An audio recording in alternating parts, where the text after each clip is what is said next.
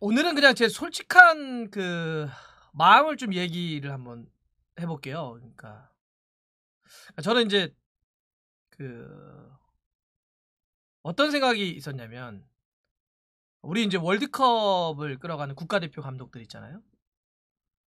제가 이제 현장을 막 다니면서 그 취재하고 감독들 만나고 이랬던 처음이 히딩크 때였어요. 물론 이제 그 전에도 있었지만 본격적으로 월드컵 준비했던 게 제가 이제 2002년 월드컵 준비 과정에서 있었으니까. 근데 이제 히딩크 감독 때부터 해서 계속 보면 우리가 어떤 그 패턴이 있었냐면 한 감독으로 4년을 온전히 준비해서 예선이나 이런 걸 다 준비해서 본선을 치렀던 역사가 한 번도 없습니다.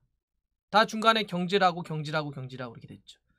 우리가 최고의 성공 모델이라고 하는 히딩크 감독마저도 사실 본선 얼마 안 앞두고 온 감독이었죠.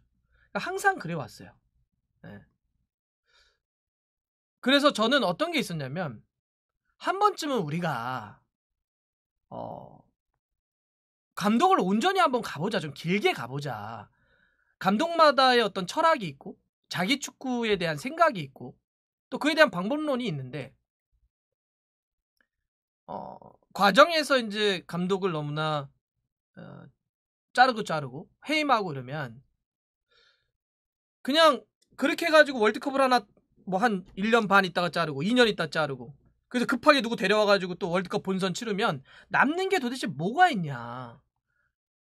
그냥 뭐 월드컵 잘했다? 못했다? 뭐 이거밖에 없지 않냐. 우리가 어떤 감독에게 쭉 4년 동안 그 내용을 받아들이고 철학을 받아들이고 그 방법론을 받아들여서 축구가 이렇게 계단처럼 올라가는 스텝업하는 이런 흐름 한번 좀 가져야 되지 않겠냐.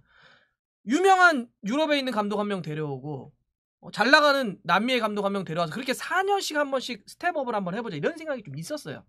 그래서 저는 그 감독을 중간중간에 성적 문제 때문에 흔들어가지고 잘릴 때마다 제가 축구협회를 굉장히 비판했었거든요.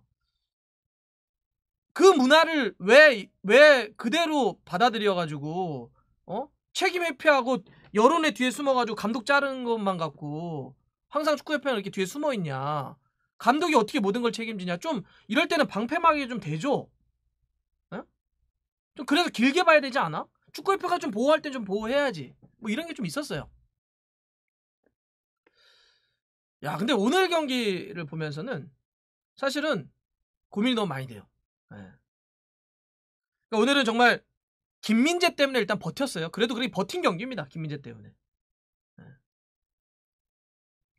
손흥민 선수가 이렇게 화내는 거 보셨어요? 경기 도중에?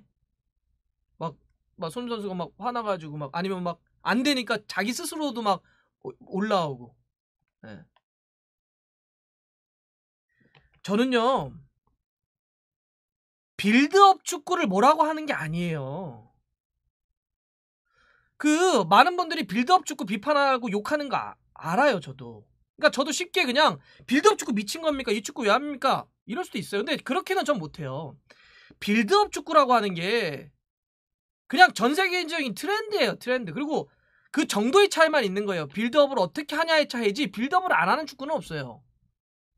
그러니까 저는 빌드업 축구를 비판하려는 게 아니고 빌드업 축구는 이해하겠는데 빌드업 축구를 잘하라고요, 그러면. 그걸 잘하라고요.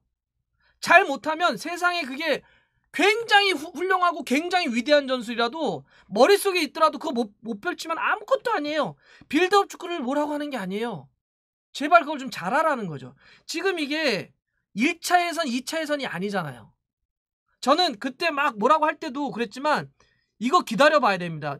완성도 지금 이게 빌드업 뭐 뒤에서 후방 빌드업하고 만들어가고 그런 게 쪼개하고 썰어 들어가는 거니까 쉽지 않은 축구입니다. 그러니까 좀 지켜봅시다. 이런 것도 있었다고요.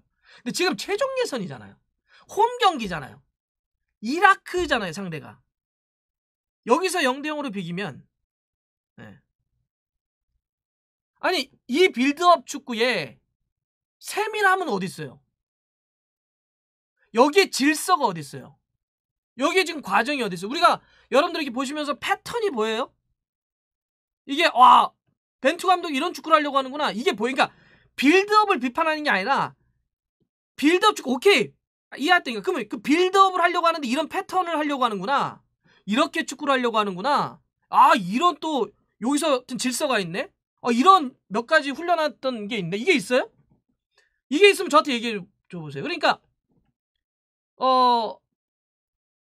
이 사람들이 이 경기를 본 다음에는 그 얘기를 할 수가 있어야 돼요. 오케이. 이런 축구를 하려고 하는구나. 이런 걸 하려고. 근데, 그런데 안 됐네. 근데 이게 돼요? 뭐가 뭔지 모르잖아. 이거 본 다음에 뭘 설명할 수 있어? 이거 뭐라고 설명해? 이거 그러면, 이거 뭘 하려고 했는데 이게 아니잖아요.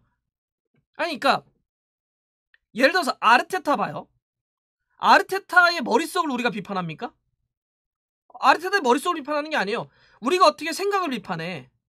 네. 아르테타의 철학을 비판하는 게 아니에요. 아르테타가 갖고 있는 그 고민이 현장에서 나와야 돼요. 현장에서 못 나오면 그건 아무것도 아니에요. 그냥 개똥 철학이 되는 거예요. 네? 자기가 갖고 있는 생각을 필드에서 구현하는 게 감독인 거잖아요. 그거 아니면은 그냥 저거 하는 거예요. 그냥 혼자서 하는 거예요. 방구석에서. 그냥 FM 하는 거 되는 거예요. 근데 이거를 실제 축구에서 끌어내서 하는 게 감독인 거고 머릿속에 있는 걸 구현시켜야 될 거 아니에요. 근데 지금 이게 뭐가 안 나오잖아. 뭐가 뭔지 모르겠잖아. 패턴이 안 보이잖아요. 어떻게 하자는 저는 오늘 경기를 보고 디테일하게 그렇게 얘기할 수도 있어요. 왜 송민규를 오른쪽으로 썼냐. K리그에서는 주로 왼쪽 뛰는데 왜 빠르게 교체하지 않았냐. 왜 미드필더에서 볼줄이 안 가는데 선수 교체 타이밍이 늦었냐. 이런 얘기는 저는 되게 부분적인 문제라고 봐요. 선수 지적할 수 있죠. 그다음에 몇 명의 어떤 플레이 얘기할 수 있죠. 왜 이재성은 골문 앞에서 그런 멋진 기회에서 못 넣었어? 똥볼. 그게 무슨 저는 핵심적인 게 아니라고 봐요. 오늘은 사실은 이라크가 침대 축구를 했다라고 비판할 수도 없어요. 뒤에는 약간 좀 넘어지려고 하는 장면이 있었지만 오늘은 뭐 이라크가 침대 축구를 해서 우리가 말렸네 이렇게 얘기할 수가 없어요. 그냥 우리가 못한 경기예요. 그냥 진 경기예요. 이 경기는. 전 다시 말씀드리지만 이러고 싶지 않았어요. 저는 기본적으로 계속 말씀드리면 제가 어쨌든 현장에서 20년을 있었고 그러면서 계속 지켜보면서 한 감독으로 이렇게 좀 오래 가는 거 좋다. 이런 생각을 갖고 있고 그건 저 지금도 그런 생각을 갖고 있어요. 기본적으로는. 근데 이렇게 축구를 해버리면 다들 그러실 거예요. 정말 빌드업 축구를 뭐라고 하는 게 아니에요. 빌드업 축구를 생각을 왜 뭐라고 그래요. 근데 빌드업 축구 그거를 뭔지 보여줘야 되잖아요. 저는 오늘은 선수나 뭐 누가 저기 잘했네, 손준호가 뭐 했네 이렇게 평가하고 싶진 않아요. 이런 경기는. 이런 그렇게 얘기하고 싶진 않아요. 이런 경기는. 그러니까 딱 끝났을 때 그러니까 이런 거는 솔직히 좀 신나네요. 개인적으로는. 그러니까 제가 갖고 있는 평소에 어떤 생각들이 있고 그냥 여러분들하고 또 그러면서도 얘기하고 싶은 생각들도 있고 근데 경기가 이래버리면 그냥 답답해. 제일 쉬운 방법은 그냥 막 선수들 욕하고 막 그냥 감독 까고 이러면 그럴 수는 있는데 이제 이러면 이제 좀 많이 속상하죠. 많이 답답하죠. 우리 이제 최종 예선 첫 경기인데 다음 화요일에 레바논 하고 붙습니다. 일단 이 경기에서는 결과도 내용도 보여줘야죠. 뭐 어쩔 수 없죠. 그 다음에 또 얘기를 해보죠. 저는 진짜 그래요. 제가 처음에 솔직히 말씀드렸던 그런 마음이 있습니다. 그리고 빌드업 축구 그 자체를 비판하지 않아요. 저는. 그게 뭐 축구건 잘해야 돼요. 그건 어쩔 수 없어요. 감독의 숙명이에요. 나는 이런 엄청나게 멋진 축구에 대한 비전을 갖고 있어. 그래서 뭐요? 그걸 보여주는 게 감독이죠.